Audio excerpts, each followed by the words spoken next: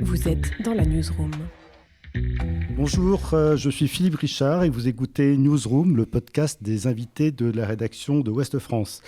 Aujourd'hui, nous recevons Bertrand Belin. Bonjour Bertrand. Bonjour. Vous avez tout récemment sorti Watt, c'est votre 7e album, mais c'est un album, contrairement à ce que son titre pourrait suggérer, qui ne mise pas tout sur la puissance. Ça dépend ce que vous entendez par puissance. Vous parlez de violence ou de puissance. Ah, voilà, justement, c'est quoi la violence et la puissance? La puissance d'une teinte pastel. Non, bien sûr, je sais pas. Non, il y a quelque chose qui est quand même important, c'est la puissance d'évocation quand même de la musique. Mm-hmm. Mais enfin, non, c'est pas un album tapageur en tout cas. Ouais, c'est vrai. Ouais. D'ailleurs, c'était déjà le cas sur l'album précédent. Il y a relativement peu de guitare. Alors que vous êtes un guitariste affirmé, reconnu, c'était même votre instrument principal pendant longtemps. Oui. Bah, j'en joue toujours, quotidiennement. Hein. Ouais. C'est un instrument qui m'accompagne depuis ma jeune adolescence, donc, et toujours aujourd'hui, je m'en lasse pas, je suis toujours en train d'explorer. Mais il y a un peu de guitare sur ce disque quand même, et c'est vrai que oui, c'est naturellement, vous voyez, c'est comme changer de couleur. Quand on est un peintre, à un moment donné, on a une période bleue, après on s'intéresse à autre chose. Mais ça ne veut pas dire qu'on est en désamour. Simplement, je me suis mis un peu à explorer le piano ces dernières années. Et c'est intéressant. Pour être guitariste, je n'en suis pas moins musicien. Vous voyez, je suis intéressé par la musique avant tout. Hein. Donc c'est une saison, on va dire. C'est plutôt une saison avec moins de guitare, mais sur scène, il y aura quand même de la guitare, plus de guitare. Ouais. J'espère bien. Vous avez fait une tournée extensive comme la précédente, plus d'une centaine de dates. Vous jouez partout? Oui, je joue dans les scènes de musique actuelles sur l'ensemble du territoire français. C'est ça que vous voulez dire par partout? Non, c'est une question. Je vais jouer aussi en Suisse, je vais jouer en Belgique, je vais jouer au Danemark, je vais jouer peut-être en Angleterre, mais enfin essentiellement en France quand même. Partout, oui, de la Bretagne, Alsace, le nord de la France, le sud, le Pays Basque, l'Auvergne. Ouais, il y a beaucoup de... C'est une chance qu'on a dans ce pays. C'est vrai qu'il y a beaucoup d'équipements pour les musiques actuelles quand même. Et c'est une chose que nous avons pour nous. Ouais. Quelles sont les jauges des salles dans lesquelles vous jouez? Entre 500 et 1500, je dirais, à peu près. Ah, vous partez avec une équipe de 7 musiciens, je crois. Oui. Déjà, enfin, 7 musiciens. 7 musiciens en vous comptant, vous êtes 7 sur scène, une équipe de 13 personnes. Ça fait quand même déjà un gros équipage à faire voyager. Oui. On a aussi nos camarades au son et à la lumière et à la régie avec nous. Donc on sera 12, 13 en tournée. Oui. Bon, ça reste modeste si on compare à Pink Floyd dans les grandes années. Hein.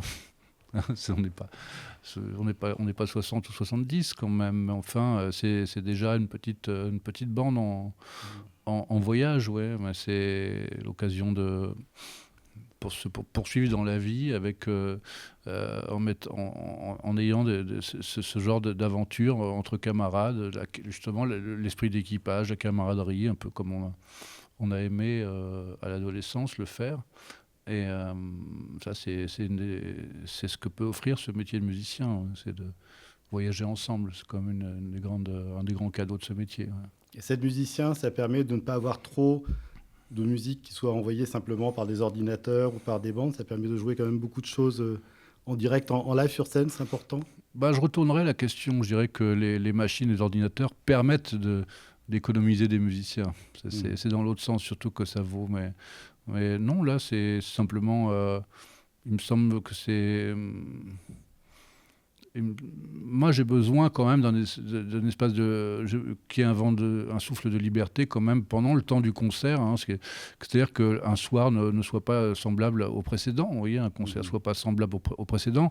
Il y a assez de choses en commun entre deux concerts. Bien sûr, le répertoire, ce que je vais chanter, mais Mais j'ai besoin d'espace d'improvisation, de pouvoir à tout moment rallonger des choses, varier des durées, varier des structures, revoir des choses du jour au lendemain, quoi. J'ai besoin de cette liberté-là. Je me vois pas sur scène en train d'attendre et d'être contraint par une mécanique ne sortant pas d'un esprit, mais d'une logique mécanique, quoi. Même si c'est un champ esthétique aussi qui peut apporter des choses très intéressantes.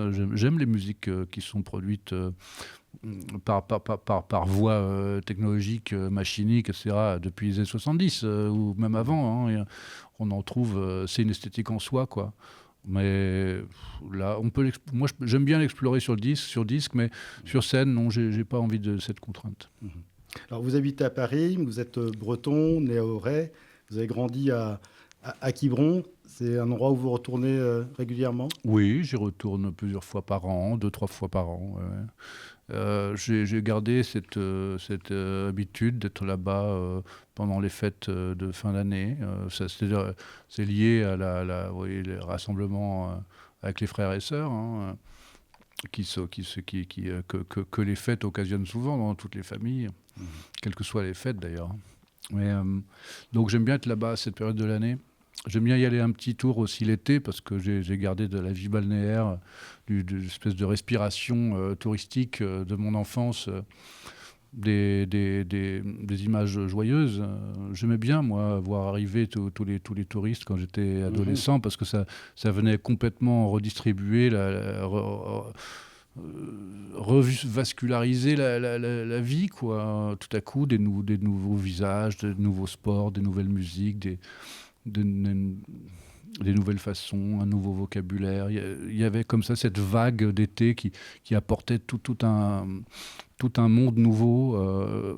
Et ça, on aimait beaucoup, moi et mes camarades, quand on était adolescents à Quiberon. Donc, moi, où que j'aille, dans quelques coins du monde où il y a cette respiration balnéaire, beaucoup s'en plaignent, mais moi, j'y vois toujours... ça me rappelle des moments d'allégresse, quand même, de l'adolescence, quoi. Et j'ai gardé ce souvenir. Vous êtes également auteur, justement, dans votre dernier livre, qui est également sorti cette année, La Figure. Vous parlez de l'enfance, mais vous racontez quand même une enfance avec un chef de famille violent. C'est peut-être votre ouvrage le plus autobiographique, même si je crois que d'autres aussi ont des parties, bien sûr, de biographie. Pourquoi est-ce que c'était le bon moment pour vous d'évoquer ce sujet ? Je ne sais pas si c'était le bon moment. En tout cas, je l'ai fait. Est-ce que c'est le bon moment ? Je ne sais pas si c'était le bon moment. Mais enfin, c'est quand même... s'il y a des éléments biographiques qui sont très nombreux et que l'essentiel est exprimé dans ce livre, c'est quand même un livre de littérature avec un dispositif narratif qui n'est pas biographique, hein, puisqu'il s'agit d'un enfant... le livre met en scène un enfant qui, à l'âge de 3 ans, à l'occasion d'un déménagement, décide de ne pas monter dans l'immeuble, dans l'appartement avec sa famille, mais de rester en bas. Et c'est depuis ce rez-de-chaussée, la périphérie de cet immeuble, qu'il va raconter son histoire d'enfant. Donc, vous voyez, il y a un dispositif littéraire, c'est pas vraiment une biographie, hein, pas du tout, hein, c'est pas une biographie. Par contre, ça traite un sujet qui n'est pas seulement un sujet biographique, mais c'est un sujet systémique qui est beaucoup sous le regard de personnes exigeantes aujourd'hui, qui est la violence domestique. Donc il s'agit de ça, vraiment, particulièrement, quoi. Ouais. Vous avez commencé votre carrière solo relativement tard. Enfin, ça fait 20 ans déjà, mais vous n'étiez pas... J'avais 35 ans. Voilà. Ouais. Comment est-ce qu'on se décide à partir en solo quand on a été justement musicien avec d'autres artistes ? C'est plus... s'exposer, justement, c'est le bon moment pour s'exposer ?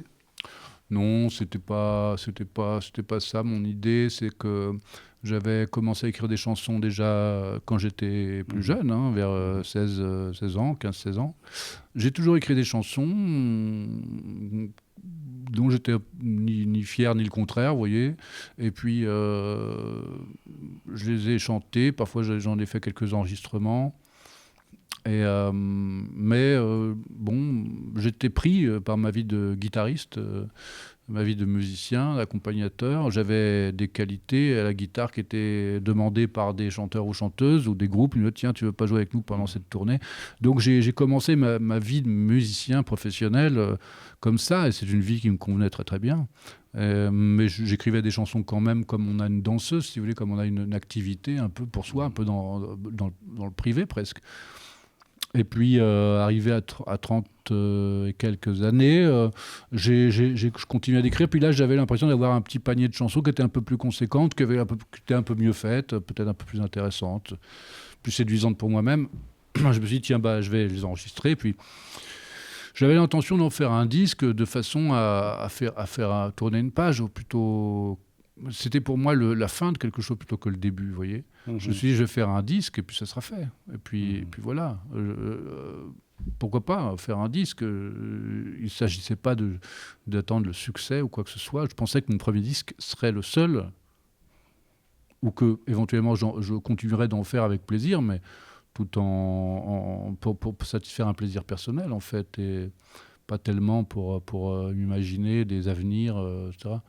Et c'est pas ce qui s'est passé. En fin de compte, ce disque a été plutôt un premier et un début de quelque chose, alors que je m'attendais au mieux à une étape, au pire à une fin. et non, il y a eu... c'est comme tenter d'allumer un feu, et puis en fait ça prend, quoi. Allez savoir pourquoi. Ça m'a tenu modestement. Il y a des gens qui se sont intéressés. Le disque a plu ici et là. Et puis, j'ai pu en faire un second. Et puis, de fil en aiguille, j'ai délaissé ma part de musicien, comme on dirait, un peu mercenaire, où j'allais à droite à gauche jouer avec d'autres, faire des tournées par-ci par-là, pour me concentrer un peu plus sur ce travail de chanteur, finalement, qui m'avait un peu surpris moi-même, quoi. On a souvent dit, ça se dit encore, que votre voix ressemble pas mal à celle de Bashung. Est-ce que c'est quelque chose qui vous agace? Est-ce que c'est quelque chose que vous reconnaissez, en tout cas qui a une familiarité? Comment est-ce que vous le prenez? Non, c'est toujours pareil. On peut me dire ça pour me faire un compliment, ou on peut me dire ça pour être fâcheux. Vous voyez, c'est l'ambipotence des choses, hein. On peut faire des choses diverses avec un objet simple, hein. Prenez un couteau, vous pouvez couper une tranche de pain ou couper... vous le plantez dans quelqu'un, vous voyez. Ça dépend qui c'est qui le dit, quoi. C'est toujours pareil. Et... je sais pas, moi. En tout cas, moi, je me reconnais immédiatement quand c'est moi, et quand c'est Bashung, je le reconnais immédiatement aussi, hein. Nous aussi. Donc, ce qu'il y a, c'est qu'il y a des choses en commun qui sont évidentes, hein.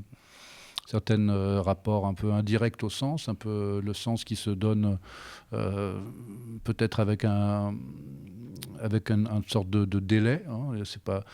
C'est pas une chanson qui se donne dans leur sujet ou leur sens comme ça immédiatement, comme peuvent l'être des chansons de grands auteurs qu'on aime, comme Brassens ou Renaud, ou des gens comme ça qui ont une plume, qui dit, qui ne tergiverse pas, si on voulait, ou qui ne va pas chercher la troisième image, mais ça n'empêche pas la recherche poétique quand même. Mais enfin, si vous voulez, c'est quelque chose qui a à voir entre le figuratif et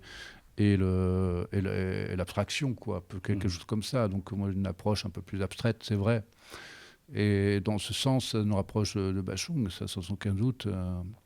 C'est immédiatement reconnaissable parce qu'il y a assez peu de chanteurs, finalement, chanteuses qui réussissent à faire entendre leur musique et leurs chansons, alors même que leurs textes sont peut-être un peu obscurs ou indirects, quoi, on va dire. Donc ça, c'est un point commun que j'ai avec lui. Ça fait pas de doute. Donc je comprends très bien qu'on nous rapproche de ce point de vue-là. Mais simplement, la voix, simplement, si on le pense, mais quand on fait l'expérience, c'est pas si évident quand même. On n'entend pas sa voix non plus. Ben, je sais pas, moi après, je suis pas le mieux placé pour en juger, hein.